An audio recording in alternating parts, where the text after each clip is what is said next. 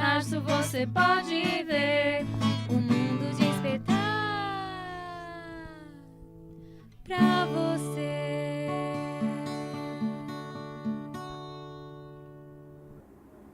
Olá pessoal, tudo bem? Espero que tenha sido uma excelente semana de muita batalha e muita vitória. O mês de março está quase acabando e esse mês foi privilegiado, né? Acabou de passar o dia 21 de março, nós comemoramos com muito amor. Quem esteve no outro programa, espero que tenha entrado no Elo 21 e tenha resgatado o e-book. Eu estou maravilhada, foi um presente maravilhoso para a gente, né? As doutoras Carla, Marie e Sandra estão aqui conosco novamente. Nós estamos gravando uma série de programas e, como vocês sabem, é um presente que nós temos que acolher com muito amor e carinho. Então, na série de programas, nós começamos, e quem não teve a oportunidade, vai na internet, acessa os programas. Nós começamos desde a denominação da trissomia 21, ao invés da síndrome de Down. Passamos para o momento na notícia e fomos parar na alimentação, a importância da alimentação, desde a pega da amamentação, como a gente alimentar bem as nossas crianças e o nosso risco principal, que eu amei, Sandra, quando você falou da lancheira. Então nós vamos continuar, mas hoje o nosso programa vai ter uma pegada diferente. Adorei a palavra da Carla, uma pegada diferente. Nós vamos desde a criança sendo uma criança que está se alimentando bem para uma criança que vai ter que falar sim e principalmente falar não quando algo a incomoda e como essa criança vai ser, essa criancinha bonitinha, ai como ela é lindinha, essa criancinha, graças a Deus ela vai crescer, ela vai se tornar um adolescente, um adulto e vai envelhecer. Então antes da gente começar nessa pegada, obrigada para vocês. Manda um beijo coletivo também, todas. Oi, pessoal. Oi. Com 3 convidados, o pessoal da produção fala, quem vai falar agora? É a Carla, é a Sandra, é a Marie, mas já estão lá sabendo o nome de todas, tá bom? Então, nós estávamos falando, Marie, claro, o amor, o sentido de proteção, ele impera, mas a gente sabe que essa criança, e agora a gente acredita que os pais mais preparados, a sociedade mais preparada, ela vai crescer, né? E como que é esse momento e como que você vê hoje a sociedade? Como que você tem que falar isso quando a gente está mandando a criança para uma escola? Eu agradeço sempre ao Bonadei, mas todas as crianças que estão acolhendo nossos filhos. Como que você vê isso? Esse até é um momento mesmo de volta às aulas, né? Momento de readaptação, está todo mundo voltando de férias. É um momento difícil para todas as crianças, né, de adaptação com o T21 ou sem T21. E entrando mais no que você falou, como é que a gente pode ajudar nesse processo, tanto na criança com T21 ou não, tudo que surgir na escola, tudo que acontece na escola é sim de responsabilidade da escola, de responsabilidade da família. E quanto mais essa conexão for íntima, mais a possibilidade de resolver as questões vão ser com mais sucesso, né? Então, aí parte desde da alimentação, da lancheira saudável, como você falou, pedir o cardápio da escola, muitas vezes tentar adaptar, e até como orientar os pais quando acontece alguma questão na escola, algum problema, alguma questão relacionada a bullying, a relacionamento entre as crianças, tudo isso, se a conexão escola-família for uma conexão importante, é resolvido de uma forma mais serena. Porque realmente, hoje em dia, o que a gente vê é esse bullying que está lá na adolescência, mas como é que a gente se tornou adolescente? Como é que foi ali desde o começo? Né? Para ser adolescente, a gente teve que crescer. Como é que foi essa infância? Como é que a criança enfrentou as dificuldades na infância, né? Para ela chegar a dizer não lá na adolescência? Então, Marie, eu gostei disso e isso também vai passar por alimentação, por todo esse caminho. Mas lá no segundo programa, a Carla comentou assim, mesmo quando a gente faz alguma coisa mal, alguma coisa errada, a gente está com o intuito de fazer o bem porque nós somos pessoas boas e tudo mais. E até naquele momento eu me questionei, eu falei assim, é claro que nós somos o que nós fomos criados, né? Eu não sei se todo mundo é bom ou as pessoas se tornam más pessoas, mas como que a gente pode orientar? Porque assim, claro que todo mundo tem a sua personalidade e o pessoal fala, ai, o meu filho, coitadinho. Não, eu sei que a Sofia é teimosa. Tem inclusive uma profissional que fala para mim que a Sofia é manipuladora, que a Sofia é muito encantadora e por isso ela pode manipular. E tem hora que eu falo, puxa vida, uma palavra forte, mas então vou alertar todo mundo que a Sofia pode ser manipuladora. Se isso você acredita que, como a gente pode se tornar uma pessoa que vai praticar bullying com outra, como que é isso? Em primeiro lugar, só uma coisinha, a Sofia pode ser manipuladora, sim. Porque muitas crianças são, com T21 ou sem T21. E a manipulação é uma coisa humana. Exatamente. E nem sempre ela é negativa. Né? A gente fica muito no bom e no ruim. No bom e no não é? ruim, e a gente Mas fica... quando você manipula uma coisa, realmente, uma situação realmente para o bem, por exemplo, de introduzir uma alimentação saudável numa casa, numa escola, é uma manipulação. Você tem que seduzir aquele diretor da escola, aquela família, e tá tudo bem, não é? Não deixa de ser uma manipulação, né? Quando a gente olha para um rapaz, não é? E fala, uau, me interessei, não é? Não é uma manipulação, tá tudo bem. Tá tudo não bem, é? não Não tem necessariamente problema. ela é negativa. E aí você está dando novamente um olhar individual, né? A Sofia é daquele jeito, aquela pessoa é daquele jeito.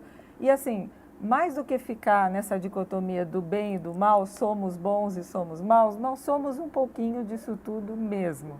E vamos ser sempre, né? Então, porque assim, o que eu muitas vezes penso, e isso eu acredito e a gente nem pede, a gente fala, tem hora que a gente implora para as famílias, não é? A gente sempre tem que se ver, acho que na pele do outro, mas qual que é a necessidade desse bullying, né? Porque é o que a gente estava comentando aqui nos bastidores. Toda criança, ela vai se tornar um adolescente e um adulto. E tem hora que você fala assim, mas essa pessoa, ela é tão bonita ou ela é tão inteligente, ela não precisa menosprezar uma outra para ela sobressair, né? Eu não sei o que a psicologia explica sobre isso. Mas às vezes a gente olha de fora e vê essa pessoa assim, nossa, ela é tão bonita, ela é tão inteligente, por que ela precisa ter uma atitude tão ruim com a outra? E aí, se você, como você falou, colocar no lugar do outro, vai ver que ela não se sente nada disso. E justamente a gente está olhando e julgando e a gente também, de certo modo, está fazendo um bullying. Porque você não sabe como aquela pessoa está se sentindo. O comportamento da gente sempre tem uma função, ele sempre quer dizer algo. Então, o comportamento de uma criança na escola está querendo dizer algo. Aquela que faz o bullying está mostrando alguma coisa. E às vezes o olhar é muito mais para quem é a vítima do bullying, né? Que tem que olhar, sim. Mas e essa que está fazendo? O que significa isso? Então, às vezes a gente precisa direcionar o olhar para o outro também. E não só colocar como o culpado e a vítima. É na relação que a gente vai entender também o que está acontecendo.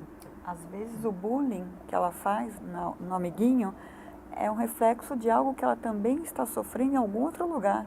E aí ali é onde ela consegue descontar. É uma reação em cadeia, né? Exatamente. Eu acho que tem mais algo que a gente pode acrescentar. A gente vive nesse mundo tecnológico agora que tudo é para ontem, tudo, né? Então, se eu não estou satisfeita neste momento, já não é bom. Isso está vindo muito forte na nova geração. E às vezes, ou os pais não estão acompanhando e a palavra não parou de ser falada, parou de ser dita, o limite parou de ser feito. E isso é importante para a construção dessa personalidade. Tanto para ele se defender, quanto para ele entender e aprender. Exato, isso é importante. E eu vejo que muitas vezes os pais têm essa dificuldade de colocar o limite numa criança com síndrome de Down, e isso gera na família uma questão muito importante entre os irmãos. Eu já presenciei, por exemplo, estar atendendo uma família com um filho com T21 e o irmão com uma idade muito próxima. E o irmão, por exemplo, ia subir na mesinha do consultório e a mãe de jeito nenhum não deixava. quando a criança com trissomia 21 ia subir, tudo bem. Ela podia subir em cima da mesa, ela podia correr o risco de quebrar a mesa, de cair, tudo bem. E eu perguntei até para mim, mas por que esse pode, esse não pode? Ah, porque ela é Down, então ela pode subir. Não, e o limite precisa ser diferente? E aquele irmão estava no cantinho, sentado, que não podia nada, e ela tinha trissomia 21, ela podia subir. Ah, por quê? Porque ela não entende direito o que é o certo e o errado. Não, e o engraçado é o que a gente está criando para o futuro, né?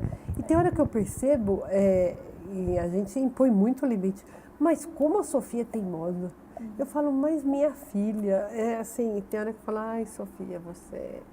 E assim, você é uma dádiva, como você é inteligente, como você pode ser educada, assim, porque se você só dá bronca, como que fazer, né? Sim. Sofia, assim, ontem estou acordando, a Sofia veio pá na minha mão, eu falei, você tá passando bem, Sofia? Como que é isso, né, Carla? Olha, eu queria falar uma coisa importante, assim, importante, dessa fala, importante porque eu vejo e eu sofro isso, e todo mundo sofre isso, que é o seguinte, gente, o peixe na água não vê a água. Não é? Simples assim.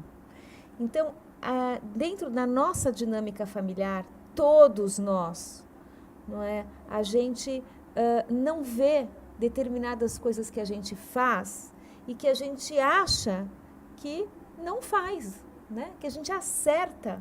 Não existe erro, não existe culpa, existe uma miopia, porque o peixe na água não vê água, no aquário ele não vê água. Então, aquela mãe não via que ela tratava os dois filhos de forma diferente.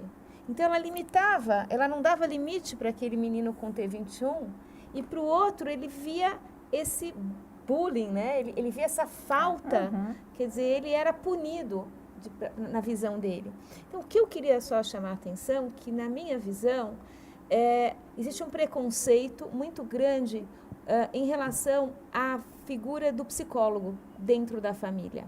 Né? Eu não preciso de psicólogo, porque eu não sou louco, eu não sou deprimido, não é? Mas eu tenho 2 olhos só, eu não vejo de fora. Eu sempre digo assim, você quer enxergar uma situação? Sai do picadeiro e vai para a arquibancada, olha de fora. É tão difícil a gente fazer isso sozinho, né? Então, assim, criar filho, eu acho que a gente deveria sempre ter um psicólogo de plantão, né? Fazer uma terapia, para a gente, né? Para a gente se questionar, alguém que fizesse a pergunta para a gente, né? O que você está fazendo? O que você quer? E a gente não para pensar o que a gente quer. E quando a gente tem filho, a gente também não para, a gente vai no automático de seguir o status quo, né? De ser como sempre foi, porque sempre foi assim. Então, a Marie falou uma coisa importante. Ela falou assim, quando é que eu vou criar o adolescente? Na infância.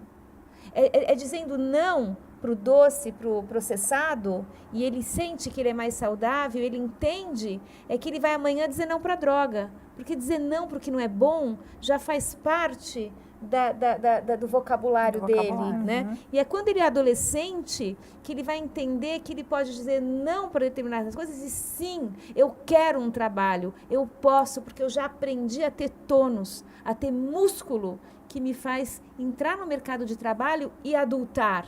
E aí eu entro numa velhice saudável. Carla, isso é utopia? Não. A gente está cheio de pessoas assim lá no Elo 21, de você falar, meu Deus, que adulto, que idoso, lindo, né? Mas isso é construído.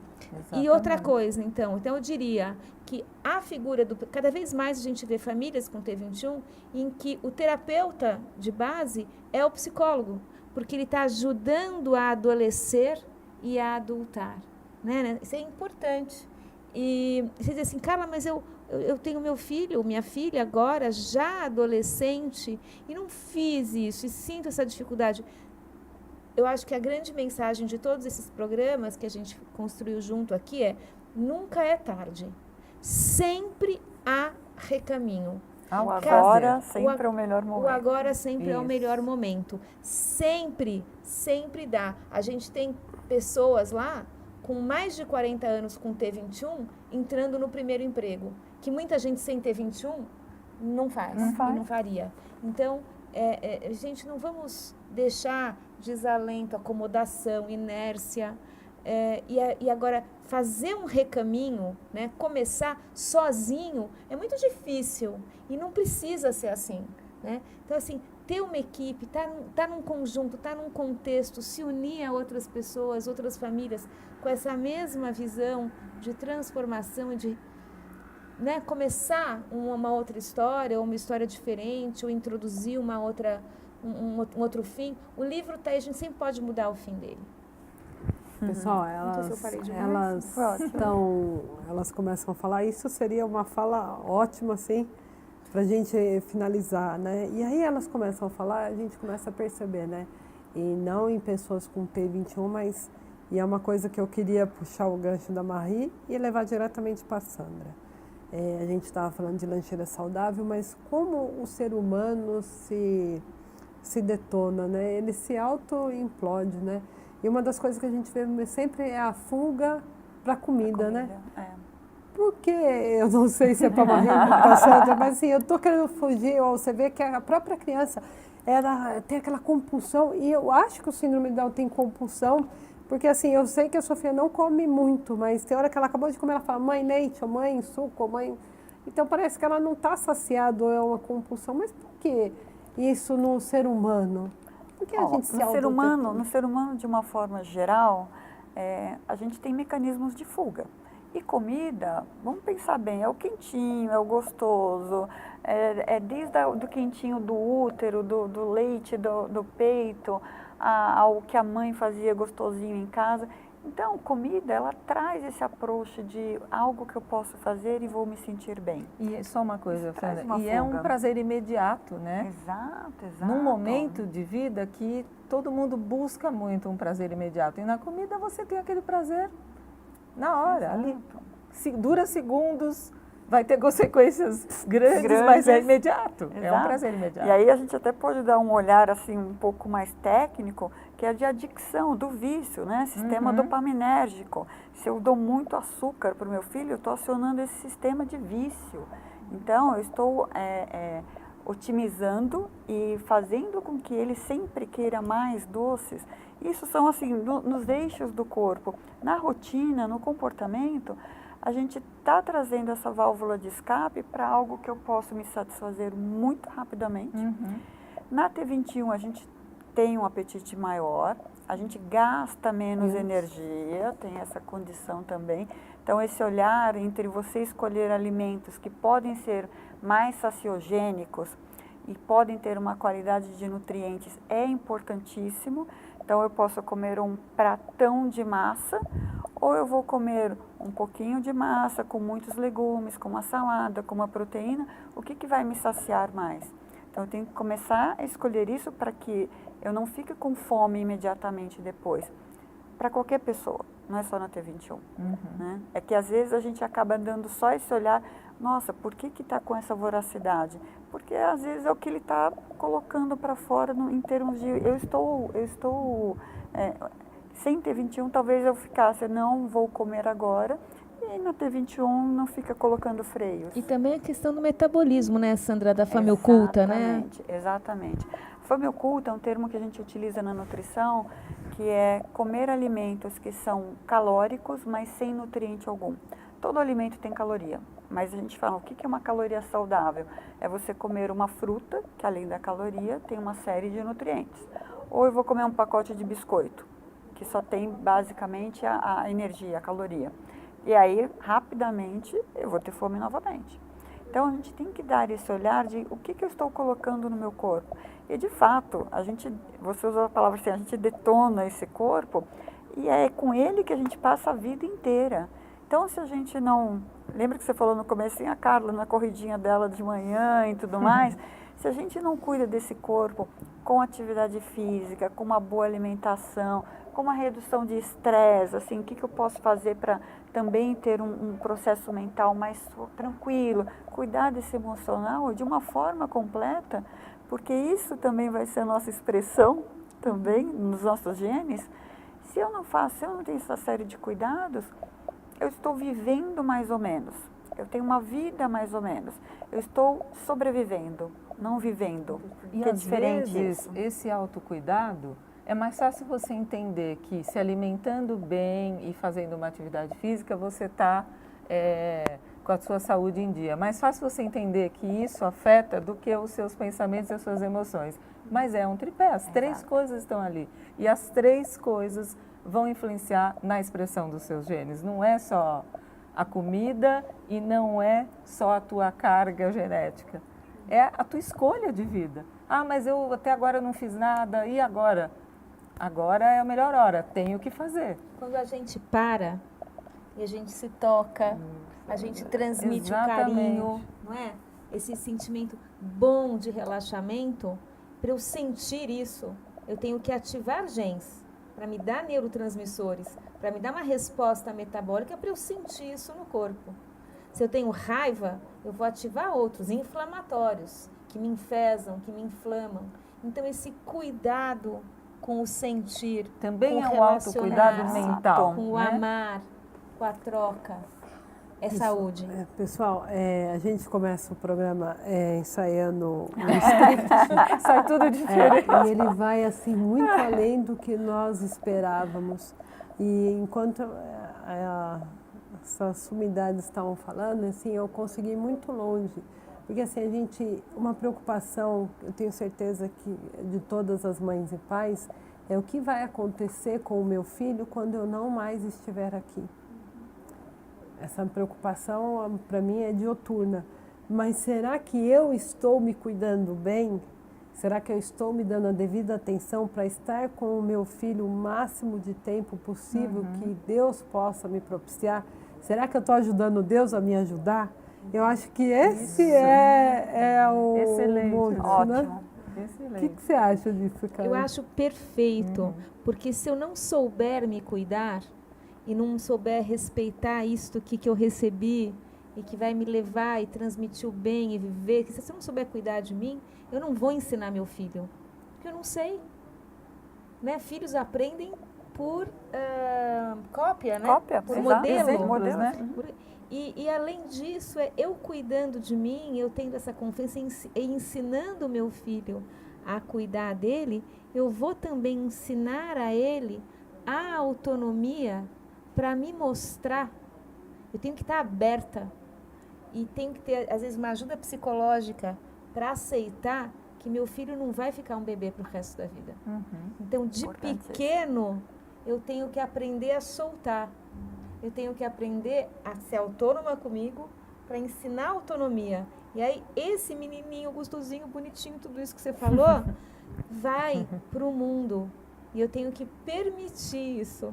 Né? Confiar, amar, confiar no outro, confiar nele. E a gente tem histórias lindas, isso é possível. Mas a gente começa lá embaixo, nesse tripé. Numa construção mesmo. Numa construção, né? Que começa de pequeno.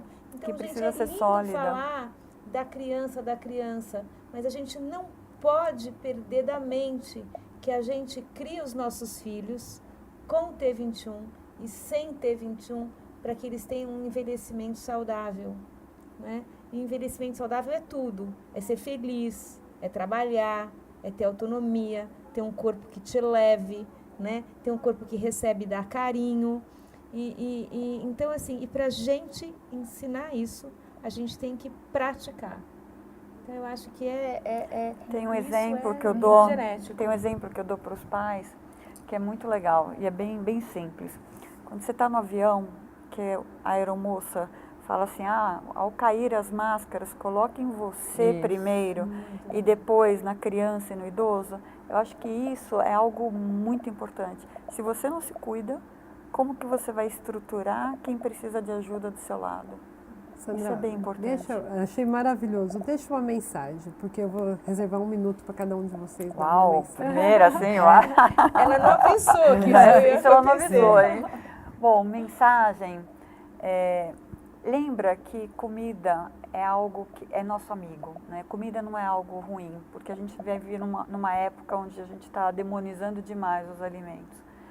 E você estar numa relação boa com o seu alimento, você começa a se relacionar bem com o seu corpo e com a vida. Isso é importante. Nós somos reflexo disso, né? Muito obrigada. Marie?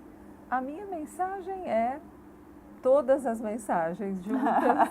Não vale. Mas a minha mensagem é uma mensagem de tolerância, que a gente tenha tolerância com a gente e com o outro. E de que sempre dá para fazer alguma coisa.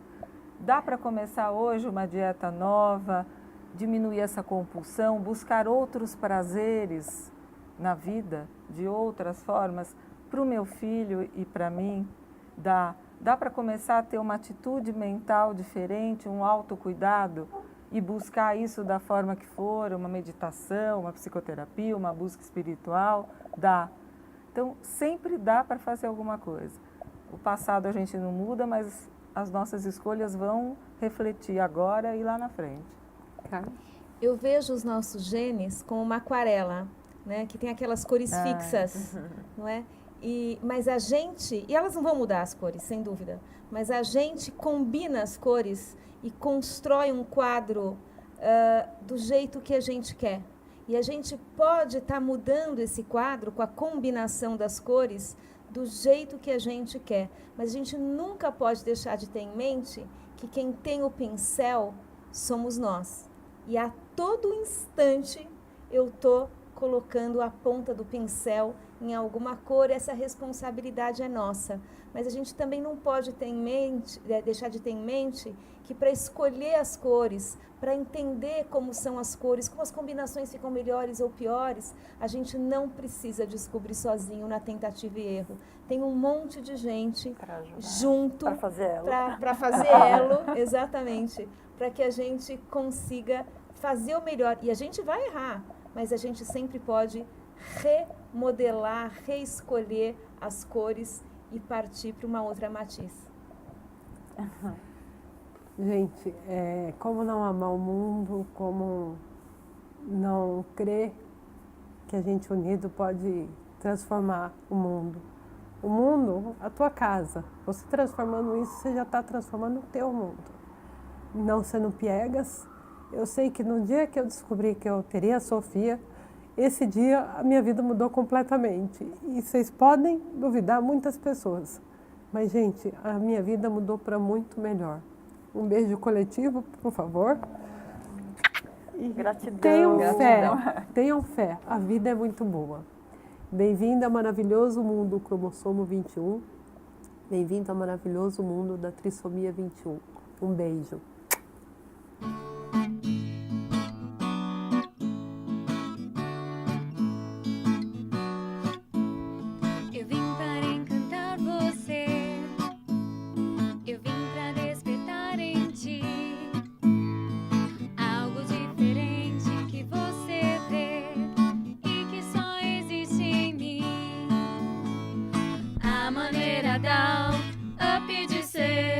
Em 21 de março você pode ver